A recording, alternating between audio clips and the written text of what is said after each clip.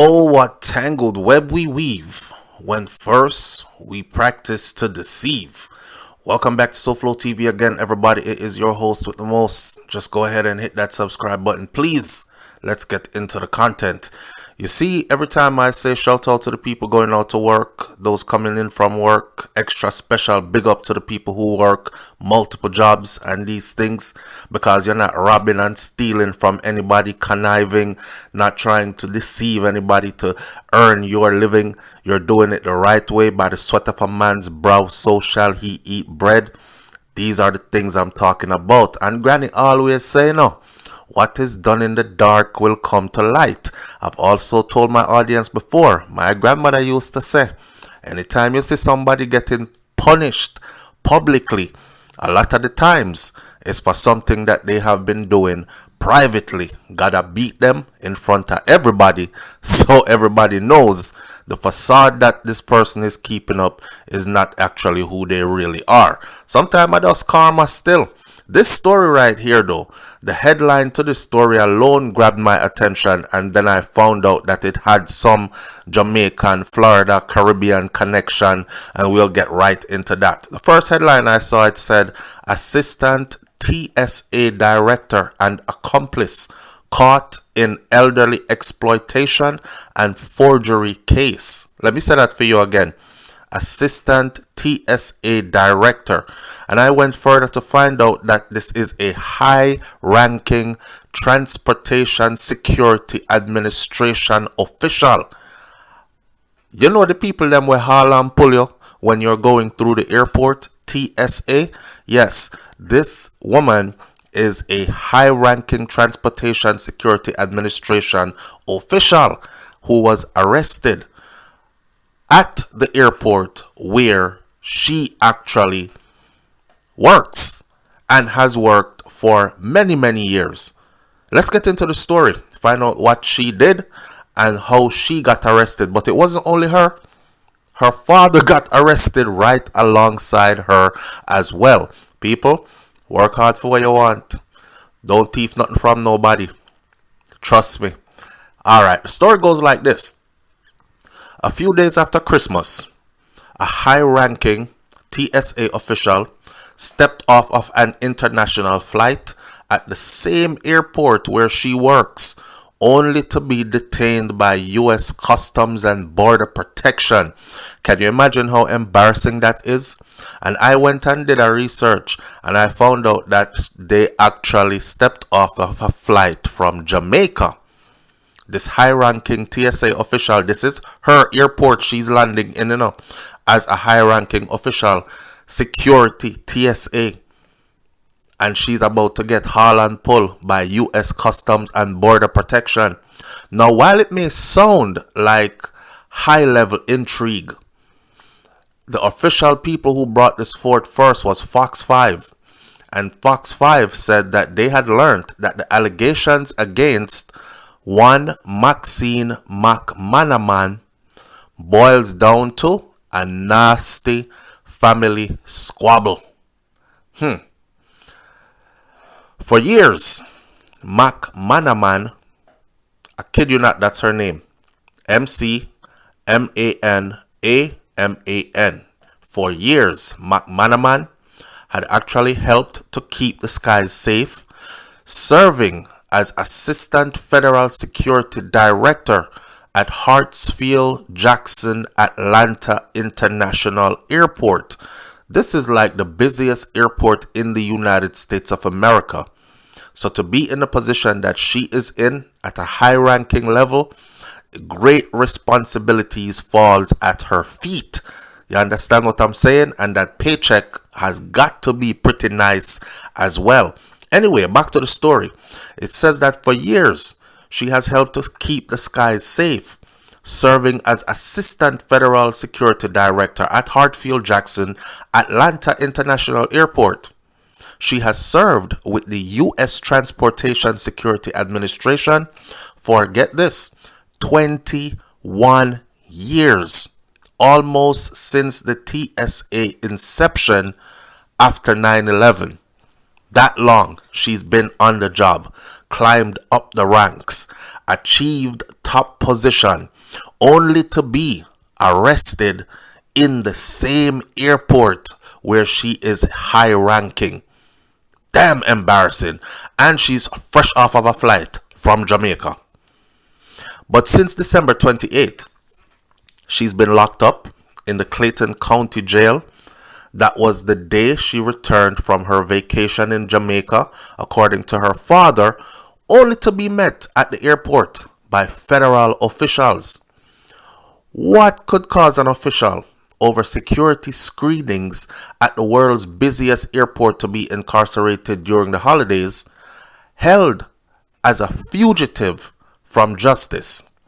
According to an investigator on the case, an accusation by her own brother is what caused this. An accusation from her own brother. She's accused of forging what is called a quitclaim deed, where she had signed a document basically conveying a property belonging to a family member over to her and her father. This is what Detective Amanda Bucata of the Fort Pierce, Florida Police Department said.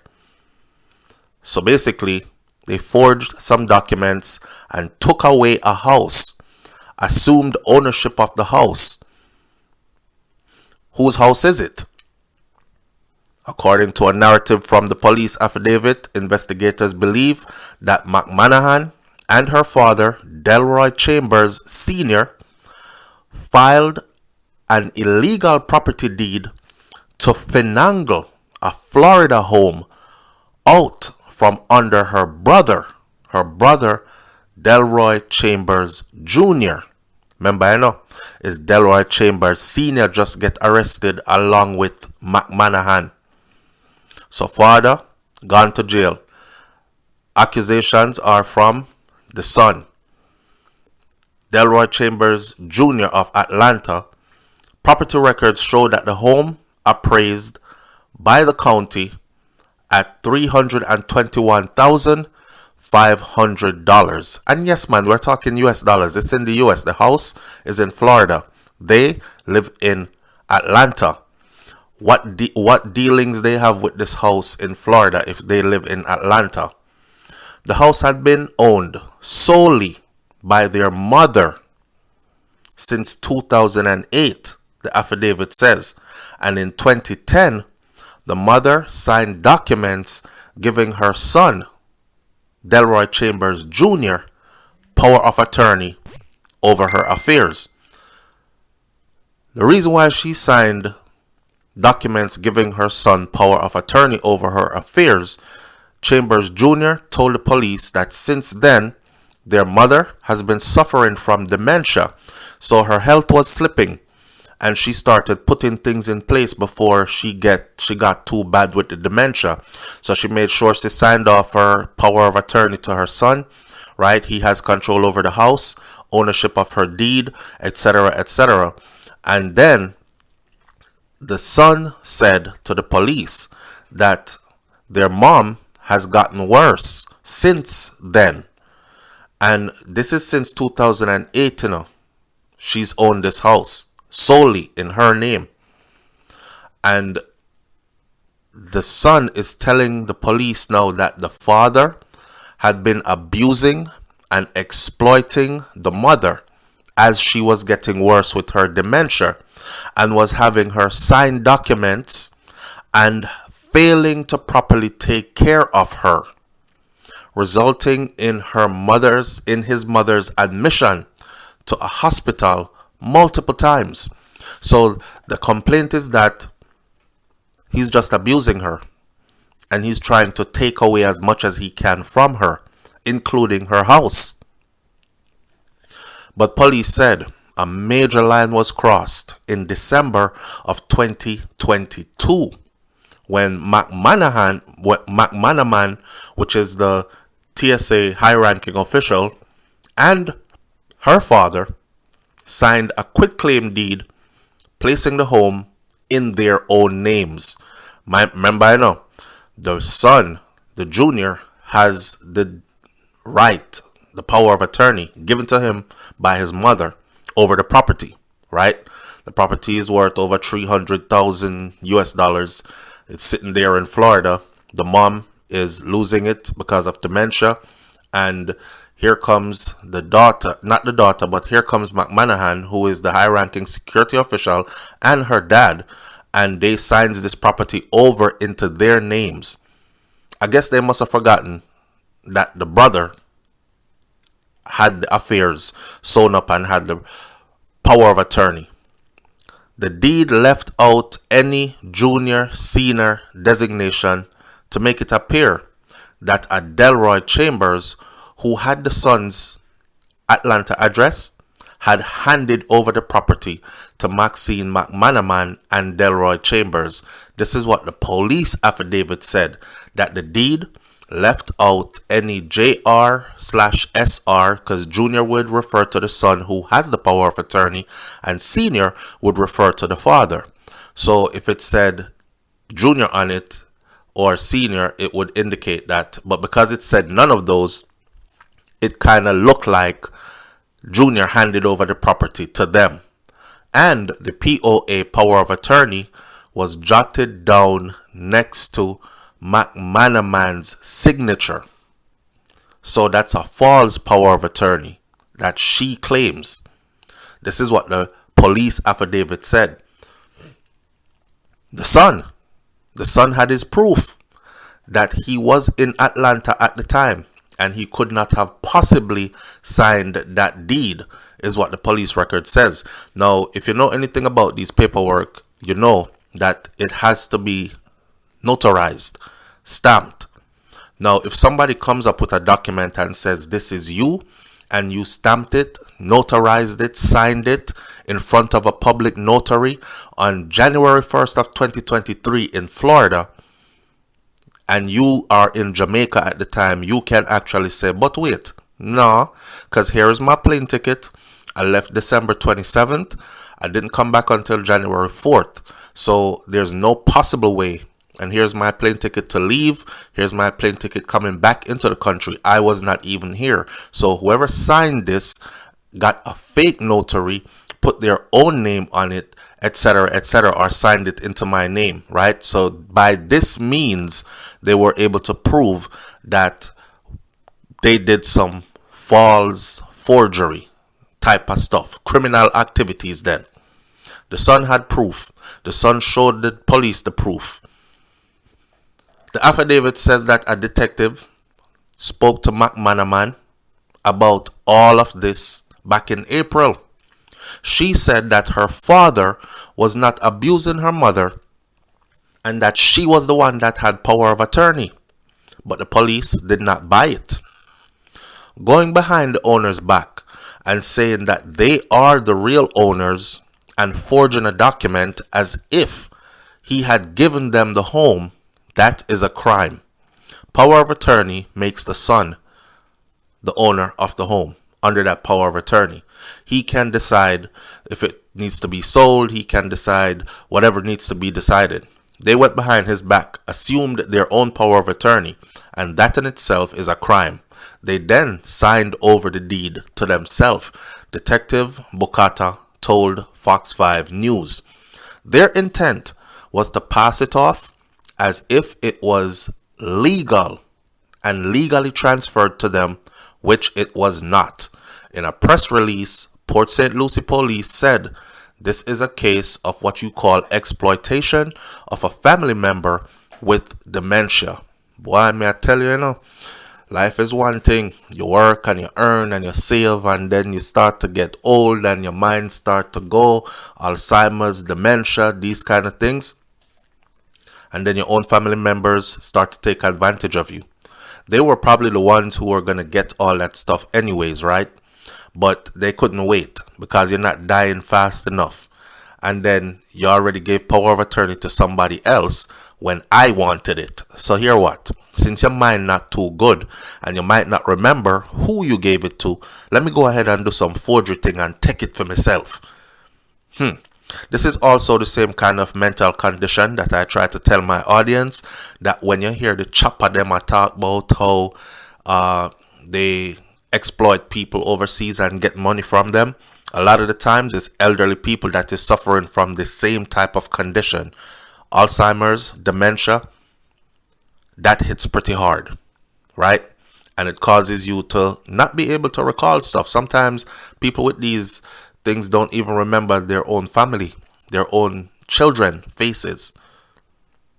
Now, there's documents that her prescription was not picked up, even though he was going to the same pharmacy to pick up his own prescription. So this is why the police do a wellness check. See, Florida is one of those states, right, where they're going to check on the elderly. And they take elderly abuse very serious here. I want to tell you something else too.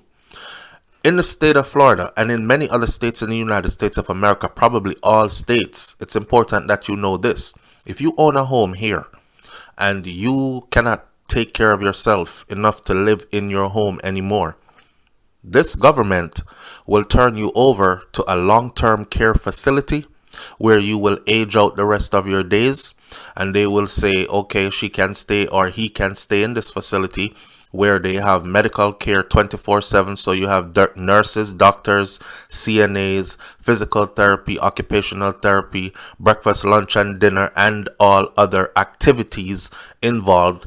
How do you pay for this?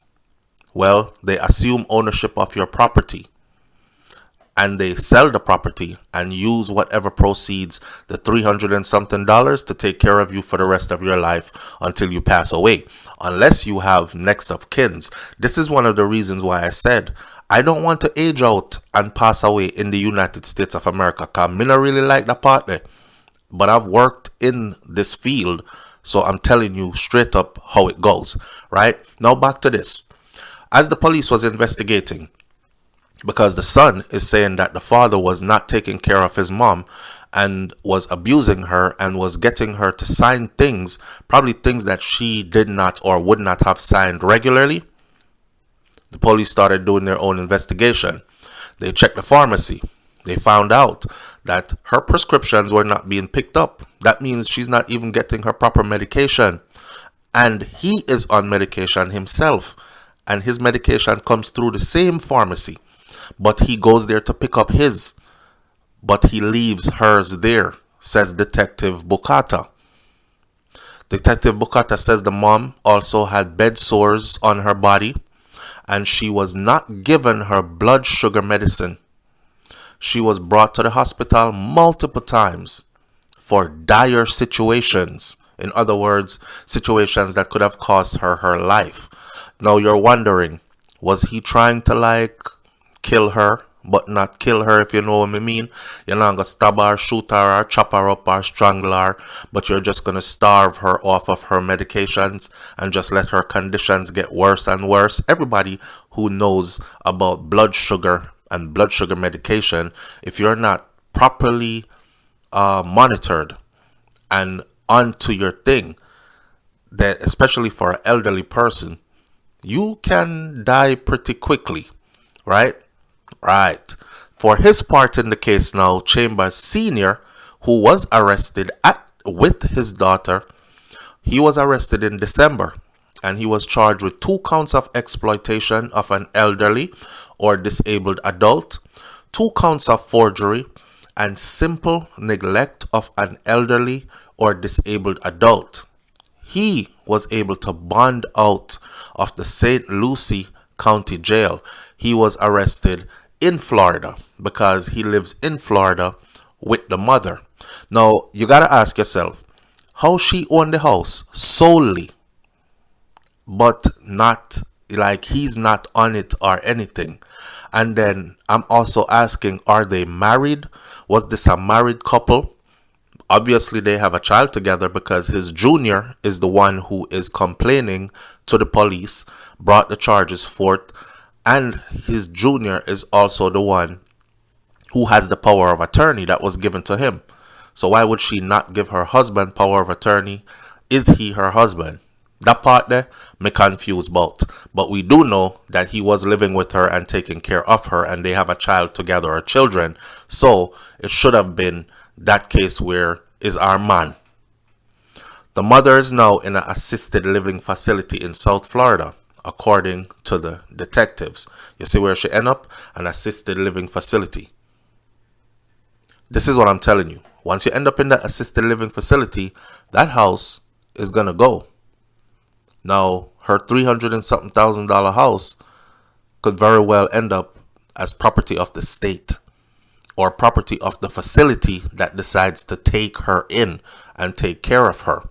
And this is the way how they're going to pay the bills to take care of you, because nobody is going to take care of you for free, and your insurance isn't going to last a lifetime. Chambers, senior, is 80 years old, and he told the I-team on a phone conversation that this is a family thing, and he denies abusing his wife. Okay, so it is his wife. So his wife owns the house by herself without him on it, and she's owned it since 2008. We're in a 2023, years ago that, and you never put your husband on the house. That's also very telling.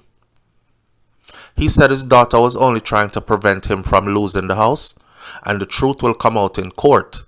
He said also, all I can say is, all I want is to get my daughter out of jail, he said.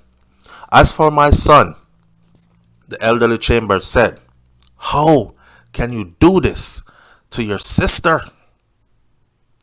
But the son is saying, how could y'all do this to my mother, to your wife? McManaman, which is the sister, which is the high-ranking TSA official who was arrested at the airport which she works, which is Atlanta's airport. She is currently on leave, according to TSA, pending an investigation. Further, she remains in jail without bond, awaiting extradition from Atlanta to Florida to face these charges.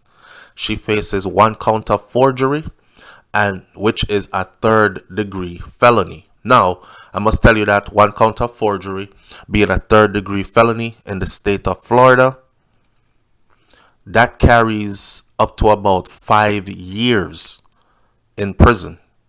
And yes, they really enforce it in the state of Florida. Up to about 5 years in prison and about a $5,000 fine. And this is according to the Pensacola Defense Lawyers Group, and this was printed April 24th of 2023, and updated information about forgery being a 3rd-degree felony and the prison time it carries in the state of Florida. Just the fact that they have held her on no bond should tell you a lot, right? And she will be extradited. They didn't tell her you need to get to Florida to face these charges, and you've been a security officer with TSA at a high-ranking level, and you've been in this field for 21 years, so we trust you. No, they jailed her, held her without bond, and are extraditing her to Florida to face charges. Oh, what tangled web we weave when first we practice to deceive. What an embarrassment. Leave your comments in the comment section below. Tell me what you think about this one, and I'll catch you on the next video. It's SouFLoTV. I'm out. Peace.